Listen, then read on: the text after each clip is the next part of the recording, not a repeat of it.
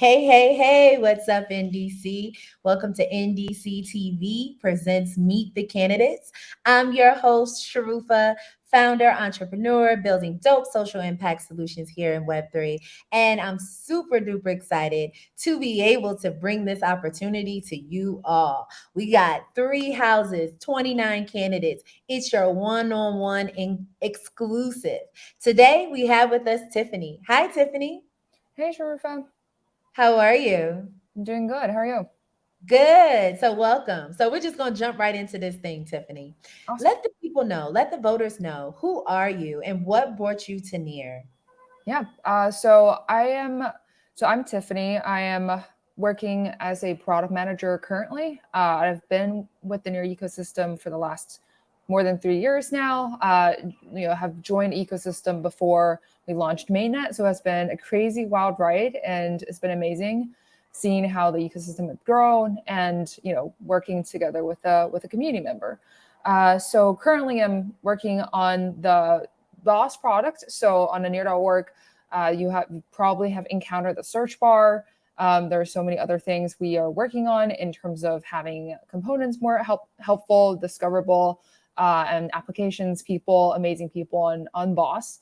Prior to that, I've been the product manager working on the data products. So some of you probably have encountered the explorers, the lake frameworks, the indexers, the APIs around easily accessing data from the Near blockchain. Prior to that, I've been creating the data guild on Near, so trying to rally around having more data visibility into a Near ecosystem by enabling more projects to be discoverable and using data and metrics to help the projects to estimate their health. And I joined Near initially as an analytic expert. So that's why I started my journey as working on an analytic system, as well as helping the community and ecosystem to build that effort. Yeah, so that's been my journey at Near so far. That's exciting. Just because you've been around since the beginning, right? In some degree, especially getting on mainnet and seeing like all of the changes that have kind of occurred since then, right? So thinking about why you're here today, let the people know, let the voters know what you're running for and why you're running. Yeah, so I'm running for the House of Merit, and the reason I'm running is because I really want to more contribute to the ecosystem at large, not only from the product perspective. And I think being in the ecosystem for a long time, it made me really care about our ecosystem and passionate about it. And I think I'm really glad that NDC is running this election, and we're having these community driven voting mechanism and governance mechanism. So just there's no doubt for me. There's no even hesitation for me to decide that I'm going to run and participate. My vision for running is really focusing on our founders' needs and really understanding what they really need and like going from their perspective from it. So as a PM, I think that helped me establish, like, that's where I'm coming from always, right? It's really understanding what the people need. And I really want to have that emphasis together at the House of Merit to focusing on founders' needs, including financing, onboarding users. I think one of our core questions that our founders are saying, it's like, well, I built this amazing thing, but then I don't have a great music I produce, but I can't find people listen to it. So I think that's another part where we really want to help our founders on, and building, really focusing on and allocating our budget into tools and having easy experiences and really going from that. And yeah, so that's my vision for running. And also, as a woman, with like, I'm from Asia, so like I think that's also like hoping to represent our include, like, I guess, increase in the inclusivity of our near ecosystem, which I think we've been doing pretty good on. Yeah. Yeah, one of the things you mentioned from a founder's perspective, product market fit, right? And so having someone thinking about those things, thinking about the needs of founders, right, from a resource perspective, is really important, right, to be able to grow and scale the ecosystem at large. So for you, what do you think about in terms of being able to utilize the treasury, right, in a cost effective way? What are your plans to ensure that it's done so? Yeah, so I think gladly, like I think our government system was really created to sort of like do that balance, which is great. But in terms of actually voting and suggesting, I think some really detailed examination needs to be done. Some like really like running analysis and financial projections needs to be done, but at the same time, it needs to balance off with like the risk. Like we do need to take risk, right? We do need to also like decide, even though it's not going to have like 100% return, if it's something that's really needed, and if it's something that we evaluate the value of that, the qualitative value of that is out, exceeding the return that we're expecting to see, it's still a decision that we need to make. So yeah, so from my perspective, I'm a data person, so I think I'm going from analytical perspective a lot. And I think initially, even though we won't have a perfect finance model for it, but we could do a lot of experiment and running models, creating models, and adjusting to it based on several projects we do, and then we can take on more factors into the model and tune the model better. And I really think that that will be helpful, at least give us a quantitative basis and increasing the transparency from that perspective. Yeah, I think that, the leverage of data, right? What I hear is you leveraging the data to be able to make sound decisions and choices, right? Yep.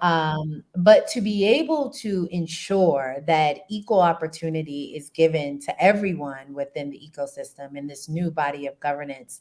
What is your vision in regards to that? Because we all know that data can be biased as well, right? So how do you plan to be able to ensure that an equal opportunity is given to everyone? Yeah, that's a great question. The data can definitely be biased, and while at the same time, I think data could be one of the ways that it ensures more inclusivity. Just because it's all about how you actually use and quantify and analyze the data. So segmentation is definitely important in making sure that we include demographic data, we include the different segments here. That's from the data perspective, and from the separate non-data perspective, I think it's really helpful and important to have some guidelines around some key metrics on what are the groups that we're trying to include, and ensure we do have coverage there. And it's all about actually reaching out to people and making sure that we are reaching out to the people who needs to be heard.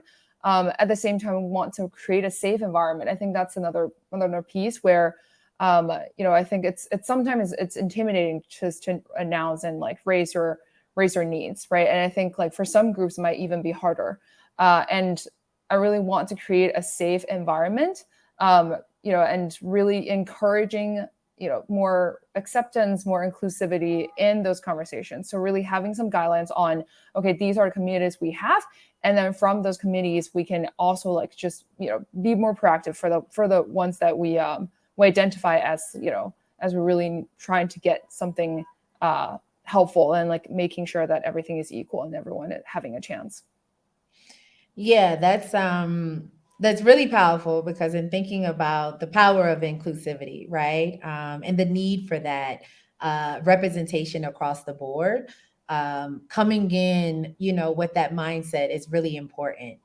So thinking about your journey, right? You've been in the ecosystem, you've witnessed and experienced a lot, right, over the past couple of years.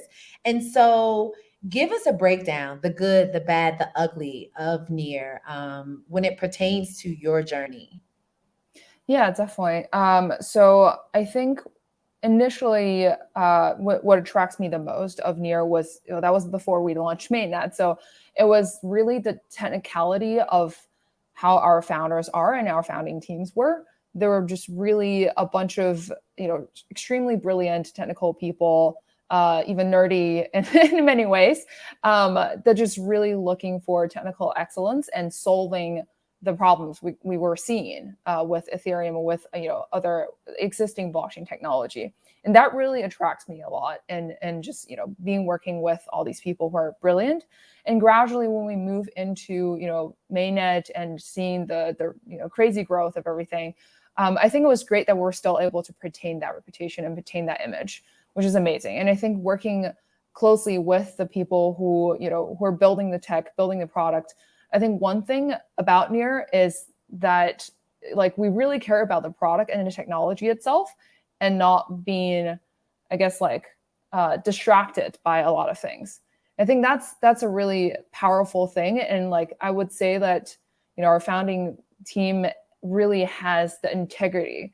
I think integrity is a big part of that, right? And I'm really thinking about getting our tech to be consumer helpful, not to only think about, oh, like how are we getting the money and like how we, increasing the money we're earning, and the valuation and all of that. And really thinking about like how are we making our technology helpful for really end-to-end day-to-day users, like who really don't know what blockchain is, and we're trying to really get them to use the power of the technology.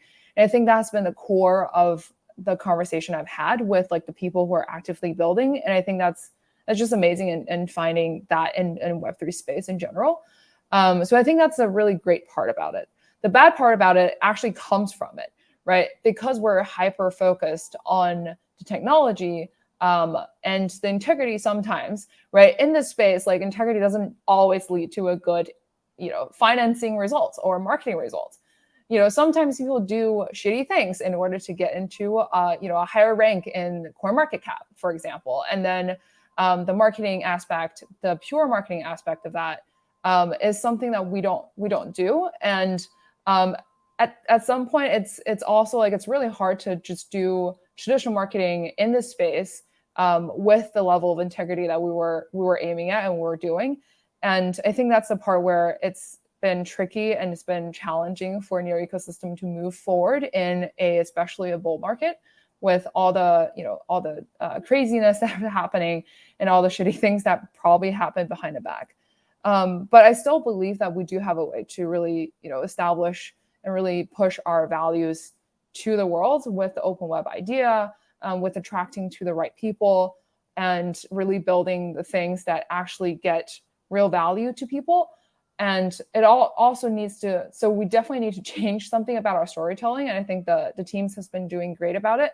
But at the same time, really looking back at this and understanding, okay, yeah, this is why we're arriving at this stage.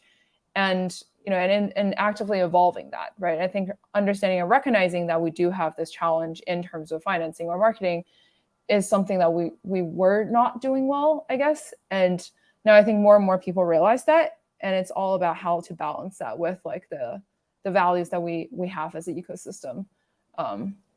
Yeah. Yeah, no, that's amazing. A few of the candidates that have come on have talked about wanting to be able to establish that balance, right? There's a need for some type of recalibration within the ecosystem, because I think the community at large feels the imbalance, right? And so with this new body of governance, we're hoping we'll be able to achieve that, right?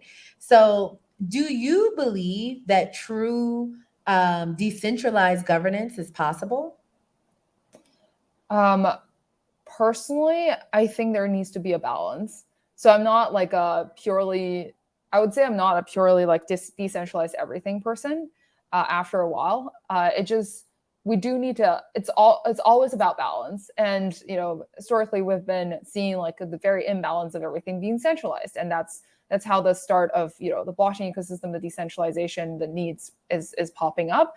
And I definitely think that decentralization, especially around governance, is the core way and really, really amazing way to align the value in a really transparent and open web way, right? And like aligning the value in the best way, essentially.